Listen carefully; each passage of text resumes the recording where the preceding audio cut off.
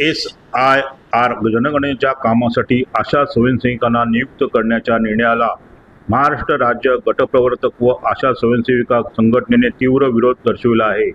या संदर्भात संघटनेकडून ठाणे महापालिका मुख्यालयाबाहेर मोठ्या संख्येने आशा स्वयंसेविकांनी जोरदार आंदोलन केले।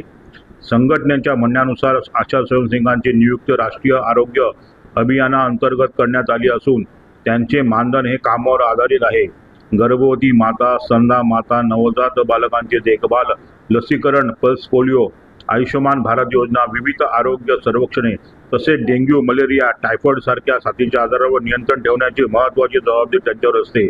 अशा स्वयंसेविका या शासकीय आणि निमशासकीय कर्मचारी नसून त्यांना योजनाबाह्य काम देणे योग्य नाही। विशेषतः पावसाळ्यात आरोग्य सेवा अधिक महत्त्वाची असताना निवडणुकीचे अतिरिक्त काम दिल्यास आरोग्य सेवांवर परिणाम होण्याची शक्यता असल्याचा दावा करण्यात आला आहे।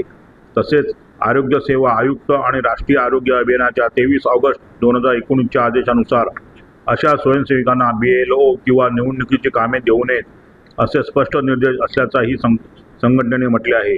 अशा स्वयंसेविकांची निवडणूक कामावरील नियुक्ती तात्काळ रद्द करण्यात यावी, अन्यथा येणाऱ्या 21 तारखेला ठाणे महानगरपालिकेवर आंदोलन करण्यात येईल असा इशारा महाराष्ट्र राज्य गटप्रवर्तक व आशा स्वयंसेविका संघटनेने दिला आहे। माझं नाव अमृपाली खरात, मी आशा वर्कर आहे। आम्हाला जे SRचं काम दिलेलं आहे आशा वर्करांना, त्या कामामुळे आम्हाला आमची कामं, आम्ही कामावर आधारित काम, आम्हाला मोबदला मिळतो, आम्हाला काही महिन्याचं पेमेंट मिळत नाही। तर जर आम्ही SRची कामं करत राहिलो तर आमची कामं मागे राहतात। मग आमची कामं आम्ही कधी करून द्यायची? आणि ह्यांचं काय म्हणणं आहे की तुम्ही दोन्ही कामं एकत्र करा, आधी तुम्ही तुमची एरियातली कामं करा आशा म्हणून आणि नंतर सहाय्यक BLO म्हणून काम करा। तर ते आम्हाला शक्य नाही, कारण की आम्ही काय पूर्ण दिवसभर तेच करत बसायचं का? आम्हाला इतर कामं नाही आहेत का आमची? यामुळे आमची उद्या जर एरियामध्ये काही एखादी NC PNC उद्या काही झालं तर त्याचंसुद्धा त्याची जबाबदारी आमच्यावर आहे।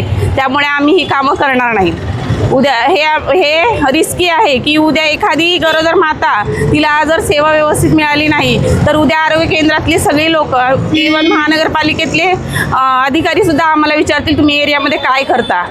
त्यामुळे आम्हाला हे SRचं काम नाही द्यावं असं मी शासनाला सांगते। महिला किती एकंदरीत महिला आता इथे गोळा झाल्या? सध्या 400 आशा वर्कर आहेत।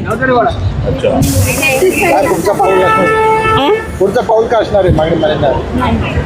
आम्ही नाही करणार आहोत ही कामं। नाही, पण तुमचं आज मी मागणी मागितली आहे ना, तुम्ही करताय ना, तर याची पूर्तता झाली नाही, तुमचं पुढचं पाऊल काय असणार आहे? आमचा अंगणवाडी सोबत जो मोर्चा आहे आशा आझाद मैदानावर जुलै 31 जुलैला आहे रविवारी।